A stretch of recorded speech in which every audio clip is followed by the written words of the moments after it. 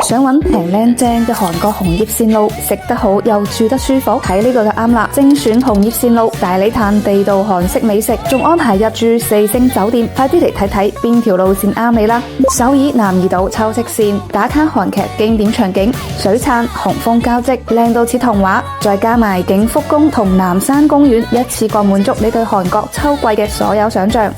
首爾內藏山楓葉線，打卡韓國第一紅葉名山內藏山，坐纜車登頂俯瞰成片紅葉山谷，加埋馬爾山石塔群同韓屋村，影相影到停唔落手。